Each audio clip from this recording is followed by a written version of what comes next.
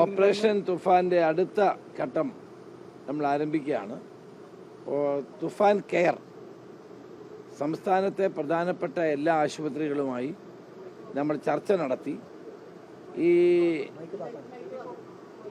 മയക്കുമരുന്ന് ഉപയോഗിക്കുന്ന ആളുകളെ തിരിച്ച് ജീവിതത്തിലേക്ക് കൊണ്ടുവരാൻ വേണ്ടിയിട്ടുള്ള പദ്ധതിയാണ് തുഫാൻ കെയർ. ഇപ്പോൾ തന്നെ 60ഓളം ആളുകളെ ഞങ്ങൾ വിവിധ ആശുപത്രികളിലായി പോലീസ് ട്രീറ്റ്മെൻറ്റ് കൊടുക്കുന്നുണ്ട്. അപ്പോൾ അങ്ങനെയുള്ള ആളുകളെ കണ്ടെത്തി പ്രധാനപ്പെട്ട കേരളത്തിലെ ആശുപത്രികളുമായി സംസാരിച്ച് അവർക്ക് അതിനുള്ള സംവിധാനം ഒരുക്കുക എന്നുള്ളതാണ് ഒന്ന്. 2, സ്കൂളുകളിൽ കുട്ടികളെ സൈക്കോളജിസ്റ്റുകളെയും സൈക്യാട്രിസ്റ്റുകളെയും കൊണ്ട് ക്ലാസ് എടുപ്പിക്കുക, അവരുടെ ബിഹേവിയർ മനസ്സിലാക്കി അവർക്ക് ആവശ്യമായ എല്ലാ വിധത്തിലുമുള്ള ബോധവൽക്കരണ പ്രവർത്തനങ്ങൾക്ക് നേതൃത്വം കൊടുക്കുക. ആ പദ്ധതിക്കുള്ള നടപടി നാളെ 4 മണിക്ക് IMAയുമായി തിരുവനന്തപുരത്ത് ചർച്ചയുണ്ട്. ഡോക്ടേഴ്സുമായും അതുമായി ബന്ധപ്പെട്ട ഇന്നിപ്പോൾ ന്യൂറോ സയൻസിൻ്റെ ആളുകൾ വന്നിരുന്നു. അവരുമായിട്ടെല്ലാം ചർച്ച ചെയ്ത് തുഫാൻ കെയർ ശക്തിപ്പെടുത്താനുള്ള തീരുമാനമാണുള്ളത്. വിജയും മോഹൻലാലും ഒരുമിച്ചുള്ള പരിപാടിയുടെ ഡേറ്റ് തീരുമാനിച്ചിട്ടില്ല. മോഹൻലാൽ അമേരിക്കയിലാണ്. അദ്ദേഹം വന്നു കഴിഞ്ഞാൽ അദ്ദേഹവുമായി സംസാരിച്ച ഡേറ്റും മറ്റു കാര്യങ്ങളും തീരുമാനിക്കും. ഈ നിതിൻ രാജിന്റെ ആത്മഹത്യയുമായി ബന്ധപ്പെട്ട് ഇന്നലെ ഡോക്ടർ റാമിനെ അറസ്റ്റ് ചെയ്തു. പക്ഷെ അതിൽ നടപടിക്രമം കൃത്യമായി പാലിച്ചില്ല എന്ന് പറഞ്ഞിട്ട് കോടതി അയാളെ വിട്ടു. അത് പോലീസിന്റെ ഭാഗത്തുനിന്ന് ഒരു വലിയ വീഴ്ച സംഭവിച്ചിട്ടുണ്ട്. അതെന്താണെന്ന് പരിശോധിക്കാൻ ഞാൻ ആവശ്യപ്പെട്ടിട്ടുണ്ട്.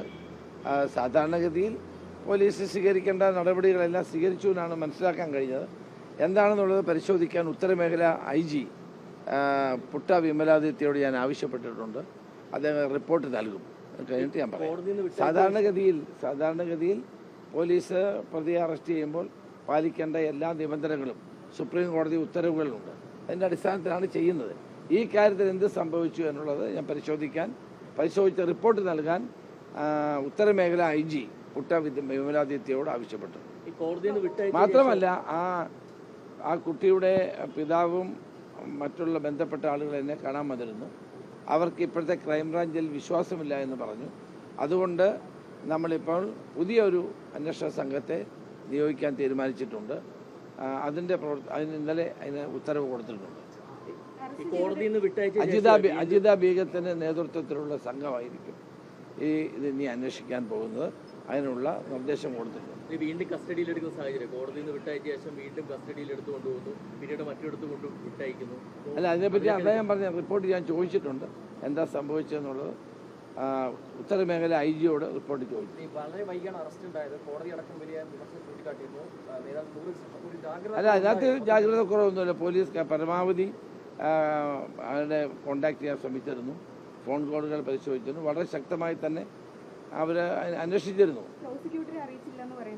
അല്ല, അതെന്താണ് സംഭവിച്ചതെന്നുള്ളത് ഞാൻ റിപ്പോർട്ട് ചോദിച്ചിട്ടുണ്ടല്ലോ. ഈ പുതിയ KPCC പ്രസിഡന്റ് എങ്ങാനും വരാനുള്ള സാധ്യത നിലവിലെ KPCC